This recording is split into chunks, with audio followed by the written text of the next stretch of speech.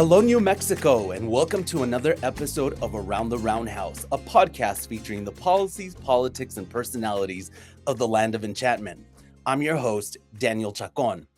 Our guest this week is Santa Fe County Clerk Katharine Clark, who is seeking the Democratic nomination for New Mexico Secretary of State in a competitive primary against the Doña County Clerk.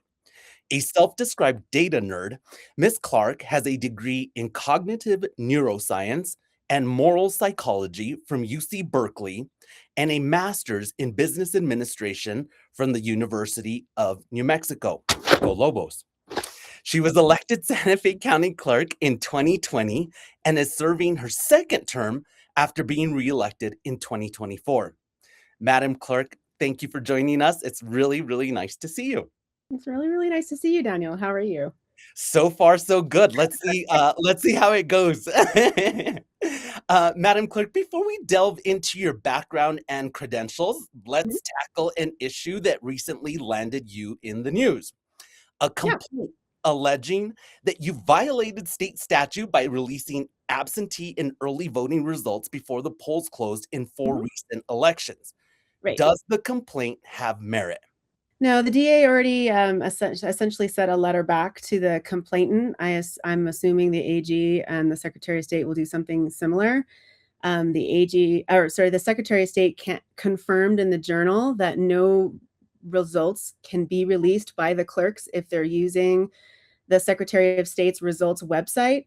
So essentially no data gets released to the public before 7:06 because the server gets turned on at that 7:01 magical time, and then it takes about 5 minutes for the server to kind of read the files and start pushing them out. So there is no public release because unless you have your own website as a county clerk, the Secretary of State does their job and ensures there's no release before the polls close. So am I understanding correctly that you have been cleared of any wrongdoing? Well, the process is still going, but we think that basically the DA is one, and then it's going to keep moving. But I did speak to Maggie yesterday, and she confirmed that in response they have said that there's no release before 7 because their website does what it's supposed to do. Okay, Madam Clerk, the complaint was filed by Albuquerque attorney David Duhigg, who is the brother of Senator Katie Duhigg, who is supporting your opponent in the primary. Is there beef between you and Senator Duhigg? Senator Duhigg has made a lot of comments about me.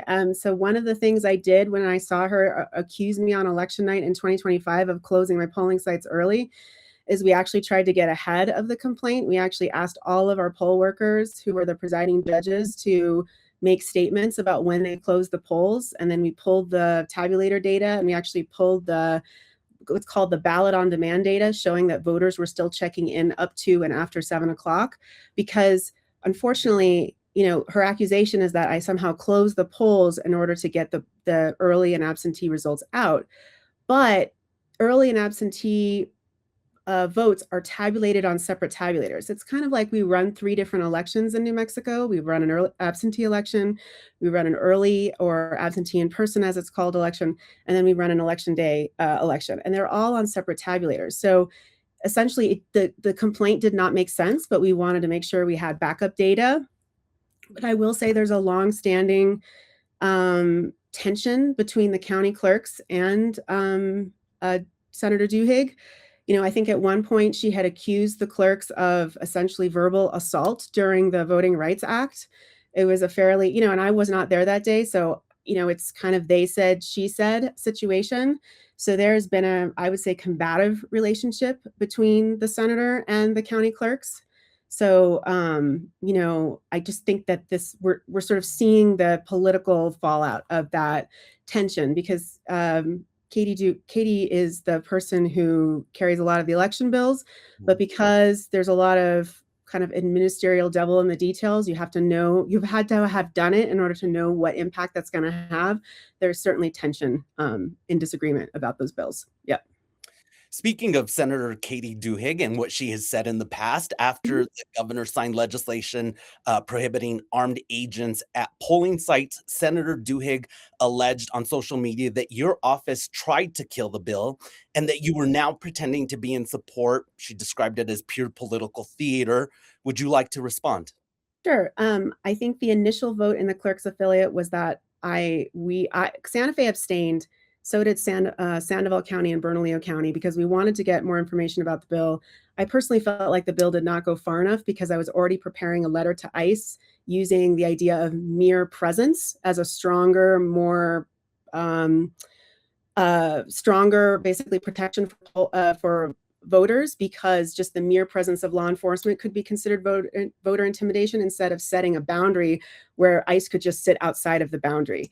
But I will say that the majority of the clerks oppose the bill for a variety of reasons, legal concerns, things like that, liability concerns.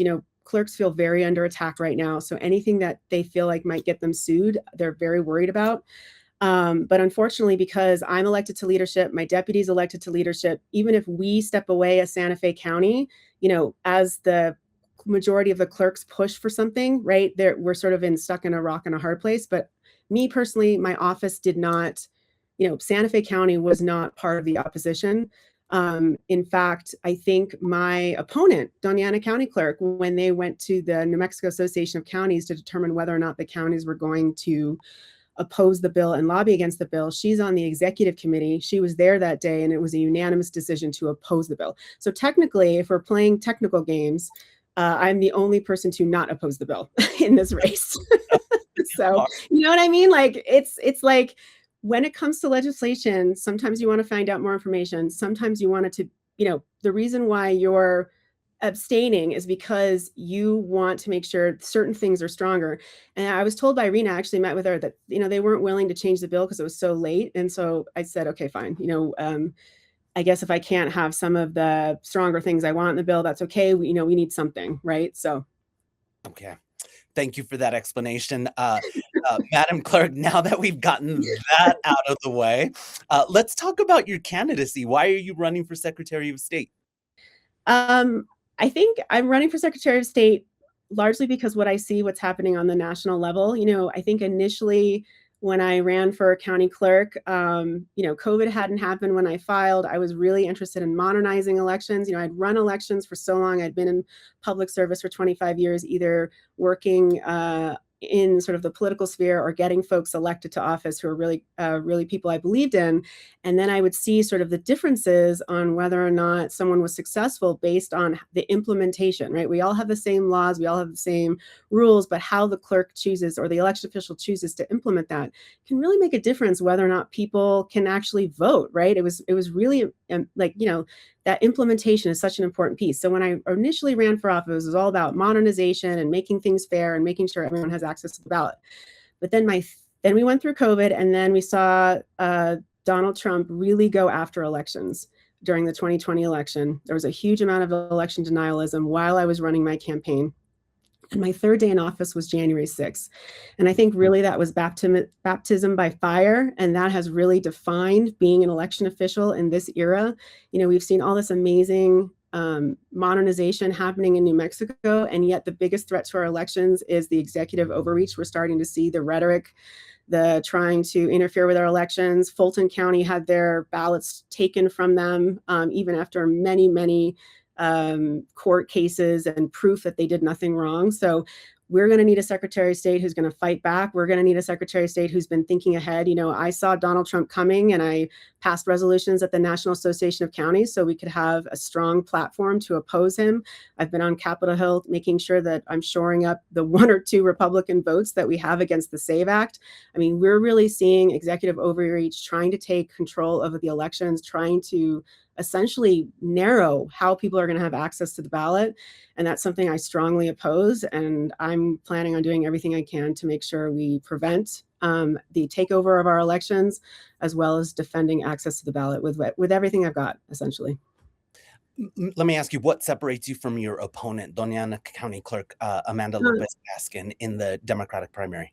Sure. I think, I won the pre-primary, so I think there is a strong momentum among Democrats They recognize all the great work I've done, because not only have I been fighting Trump, right? I've written software to make sure we can hand tally should he try to interfere with our ability to tabulate our ballots. We have a software program ready to go that we can hand tabulate our ballots, do it quickly, and make sure that we don't lose the hand tabulation should he try to interfere with our election process.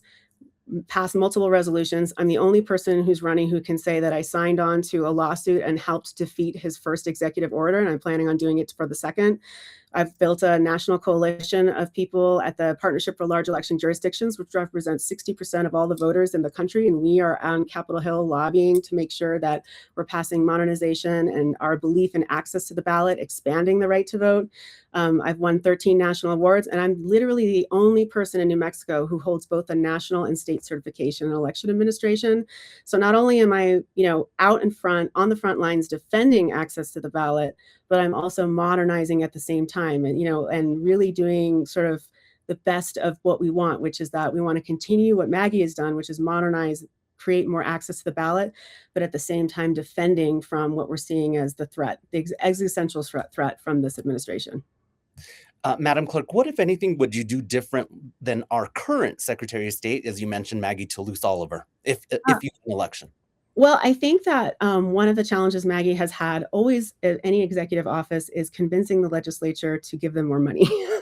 So, and I think Maggie focused a lot on modernizing the statute. And I think that not something different, but to sort of support her vision, because I agree with her vision of more access, is, for instance, the Voting Rights Act was passed, but it actually narrowed the documents that you're allowed to have. And that actually made our unhoused and unbanked folks have a harder time using same-day registering and being able to register. So I would probably work on that fix. I would work on making a new voter file, right? Essentially, our voter file is based on old technology, which makes it hard for those who are tribal voters because it's based on address instead of latitude and longitude. And more modern systems are doing that, which means, we're essentially creating a barrier for registration for our tribal voters on Navajo Nation, right?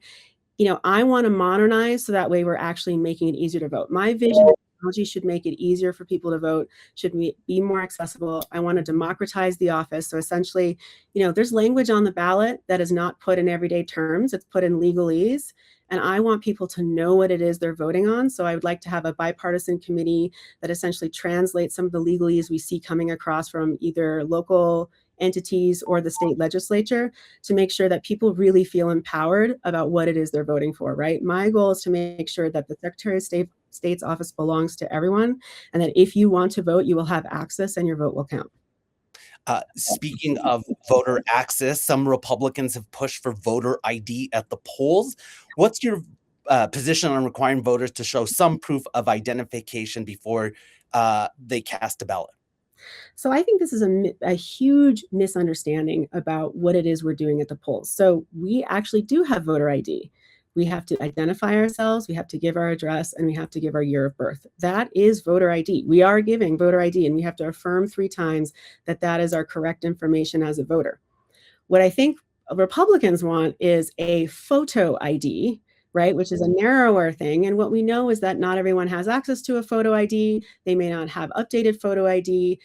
So while some states do that, we in New Mexico have not seen a huge need for photo ID. So I think there's confusion when it comes to the SAVE Act. A lot of people think the SAVE Act is a photo ID law, and it's not. It's actually harder to get access. Easier to get access to a nuclear facility, government facility, than it is to get documentary proof of citizenship across. Because in those instances, you can have multiple paths to prove identity, and documentary proof of citizenship is just 2 forms of documentation, 42% of which don't have that in New Mexico. We don't have passports, and 1/3 of married women don't have a matching birth certificate to their married name, right? So we have this.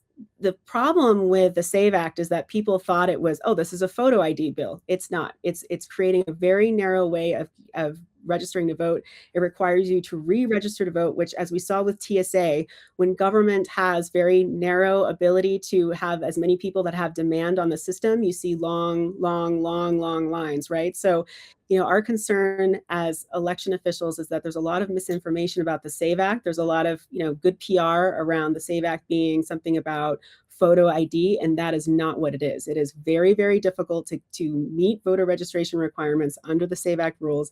And what's really important to know is it would ultimately fundamentally change how we would do absentee voting. It would get rid of online voting, registration completely. And it would mean that people couldn't request an absentee ballot in the same way. And it would mean it would be implemented overnight. So states that are already in the middle of their election processes and don't have enough runway to change and let their voters know would have to overnight change how they were running elections. So, it's kind of the most unreasonable bill I've ever heard about for elections. And there was good PR about it because I think people have misunderstandings about the differences between voter ID, photo ID, and this documentary proof of citizenship level, which is just wholly unreasonable. What we have seen is that our Republican secretaries of state acquiesced to the DOJ, asking them to match their voter files against the so-called SAVE database.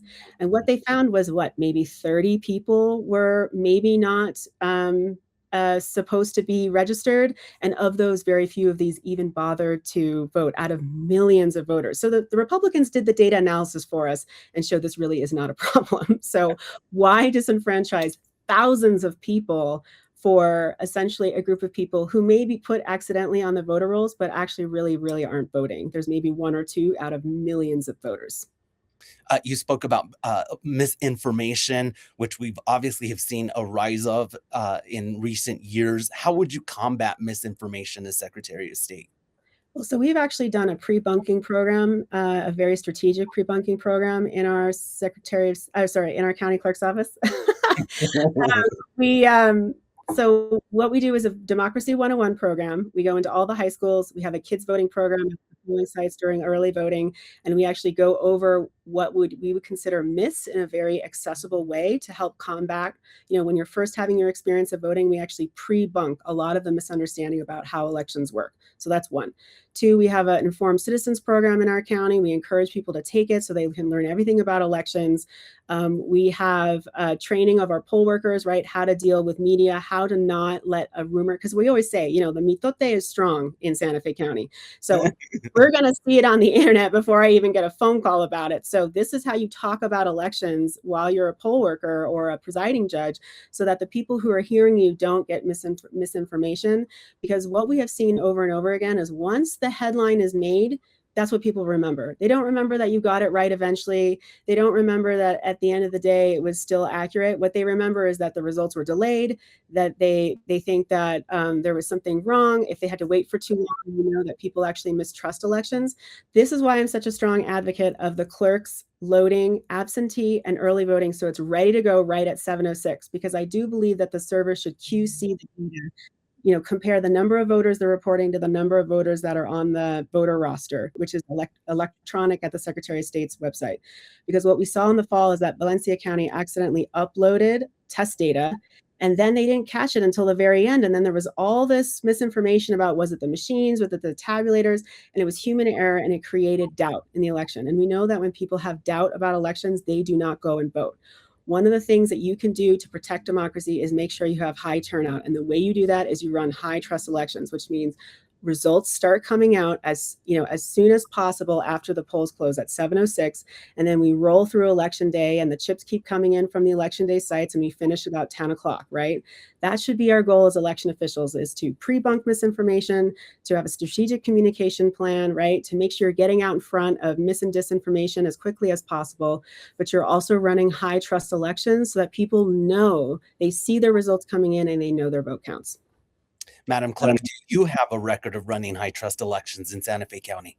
Yes, I do. Absolutely. People trust our elections. They, when I think that article came out, you saw, tons of people saying, nope, this is not how it works in New Mexico. This is not how it works in Santa Fe County. I can debunk this misinformation that's coming out, because we have tons, we have over 400 people who work on our elections and know how the elections work, right? Because there are poll workers. We always make sure that we're finishing up. Like a good contrast between myself and my opponent is that when she had a mayoral race, she didn't finish until the next day, and we were able to live broadcast our ranked choice voting rounds at 10:20 so that everyone, we hadn't seen the results yet, right? That was the first time anyone was seeing those results. They could see the final round where all the ballots were in, they were all tabulated, and we could see that the mayor won, right? Round after round after round. We were very, very proud of that because we wanted people to have trust in the elections and can see real time how the election worked. So in Albuquerque, they're talking about ranked choice voting. And one of the things that the counselors mention over and over again is how they appreciate Santa Fe County because we are being transparent. We're modernizing the process. We're out quick, but we finished the election results. But we had this very transparent process. And people who told me that they were actually initially opposed to ranked choice voting actually said after seeing me live broadcasted, they got it and they wanted to, that they were not against it anymore. They actually appreciated seeing that it was actually instant runoff instead of ranked choice voting. So, I think that there's such an importance about running high trust elections, always pushing for transparency. We have the highest drop boxes per capita. We always have a dashboard on our website where you can see voters checking in real time to see the number of people who voted. We post our results right away. We try to find new ways of being as transparent as possible so that people really trust what they're looking at and that their vote has counted. Madam Clerk, what is your position on ranked choice voting, and do you think that we should expand it in New Mexico?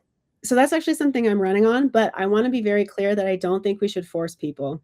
So one of the things that we're seeing in Albuquerque is that, there's some city councilors who want to expand it and there's others who oppose it. A lot of operatives actually don't necessarily agree with it because they feel like it's confusing for voters, right? They're closer to the ground to voters as they're running campaigns all the time.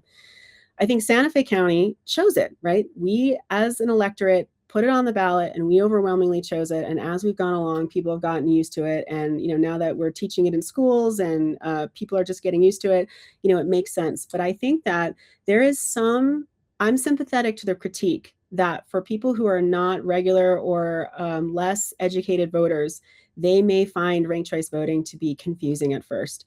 And so I think what is socially responsible, what is equitable is to ask the electorate to choose for themselves where they want to be. So I want to make it easier for people to put this up language on the ballot and make it's a template for them. I don't necessarily want to force anyone. And two, I think it is socially responsible. I think it's equitable when we make sure we fully fund an education program that is culturally relevant around what instant runoff is. Because, I think there's been a lot of critique, perhaps, that there is an ethnicity component. Sometimes who wants ranked choice voting and who doesn't. And I think unless you're willing to spend the money on true voter outreach and culturally relevant examples and education and making sure that everyone has access in a way that makes sense to them about what instant runoff is, you will see differences in turnout until people get used to it, right? And we don't want that. We don't want to see a drop off. We want to make sure that we have a robust voter education campaign with poll workers fully trained. We're going out into the community and making sure people understand it before we would ever want a community to just adopt it and flip the switch, right? Because that's, whatever it is, it's not necessarily instant runoff. It could be what California did, which was the jungle primary. It could be any changes to voter. That's why we want to see a long runway if we ever make changes, because we need time to prepare, we need time to implement, we need time to get a PSA together, we need to make it in multiple languages, and then we need to get out and make sure voters know about it. That's why we're seeing a lot of people starting to ramp up voter education around the open primaries, right? This is something new. You used to have to use same-day registration, so we didn't see that much participation, and we're hoping because we've eliminated a barrier to being able to vote in this primary for decline to select and minor parties, that they will come or at least independents, minor parties still have to use same-day registration. We're hoping more people will come and vote, right? But they won't do that if we make it confusing. They won't do that if we don't reach out to them, right? So part of being an election official is, convincing your executive or your legislature to give you money to do the PSAs necessary to make sure people know what it is that their rights are, that what their access is, and making sure they go out and vote. And as you noted before, that has been a challenge for our current Secretary of State. Madam Clerk, I wanted to go back a little bit on something. You had announced your candidacy not long after you won a second term as Santa Fe County Clerk. Did you have the office of Secretary of State in mind when you ran for a second term? Yeah, people kept on asking me that. And, I didn't declare until I think April, which was 6 months after I won. So It was when we sort of realized Maggie was termed out, and who was looking around to who, who could best, especially for the clerks, right? I think I'm a very much clerk. I'm in the office. I'm very technical. We would like to see a lot of legislative changes, streamlining processes. And so a lot of people ask me, we'd really like to see someone who's very technical, who's in the office, who's going to sort of work on streamlining and modernizing and sort of that future vision of what voting could be, asked me to run. So. Mm-hmm. Madam Clerk, what would happen to the office of county clerk should you win election? Well, just like my opponent, we're both in the middle of terms, like all statewide, except if you're Lincoln and Eddy County, and I don't know why that is, are in juxtaposition to the presidential and gubernatorial. We are off cycle. So we always run in the middle of the statewide terms, except if you're Lee and Eddy County clerk. They are on the gubernatorial, just like the statewide elections. So just like my opponent, if we were to win, we would no longer be in office as of January 1st, 2027, and then the county commission would appoint. Okay. Do you have anyone in mind? Should you win?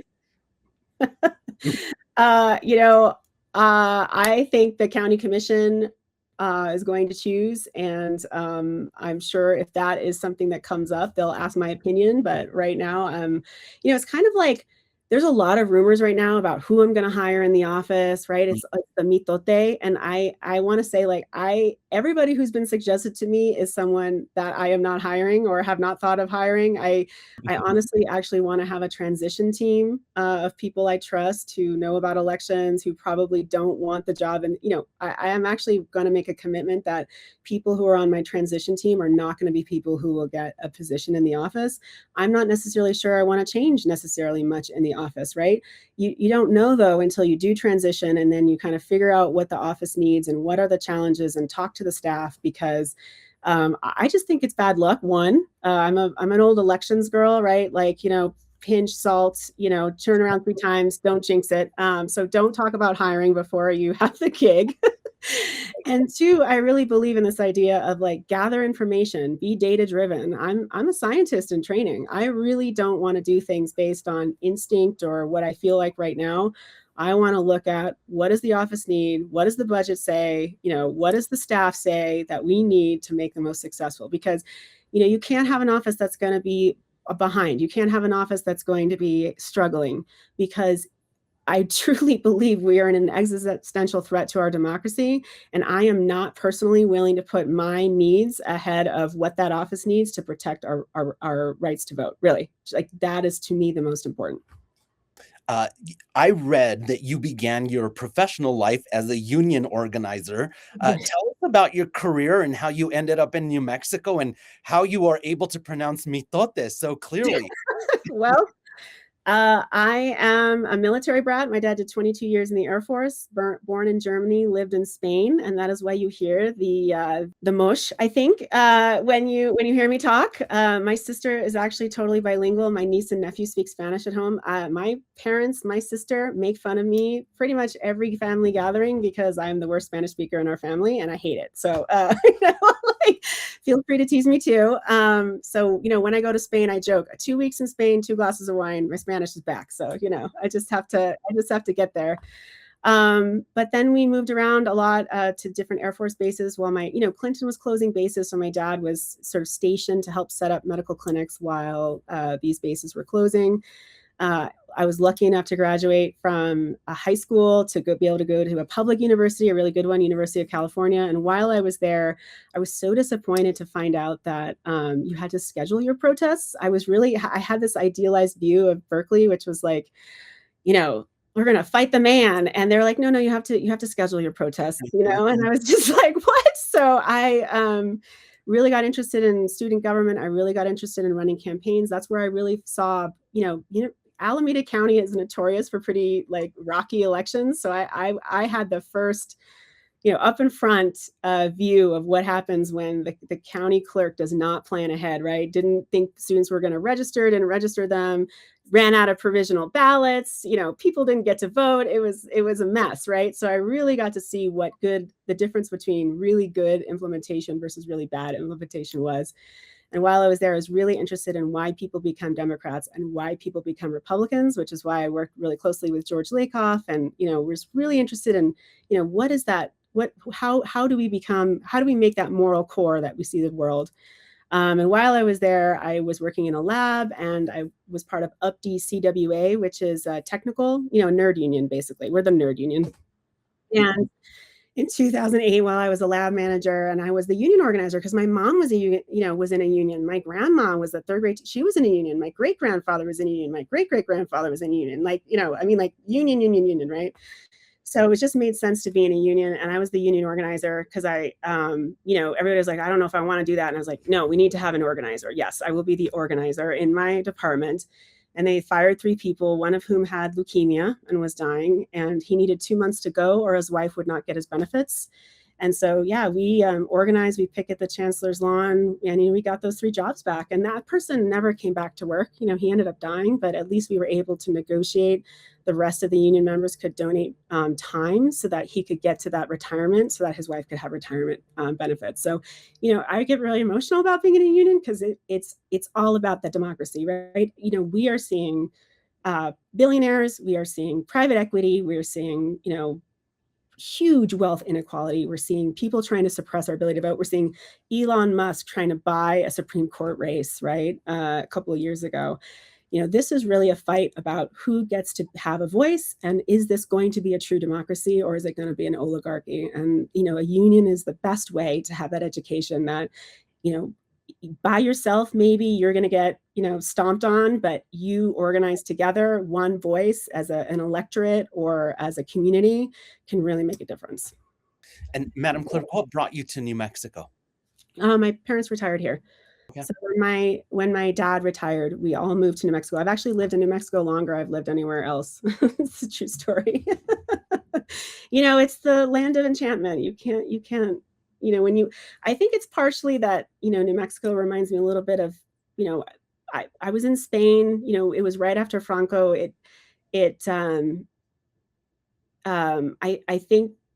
think maybe it's that Spanish connection, especially in northern New Mexico, right? The norteños, like there is something about it that just feels like home. So, yeah.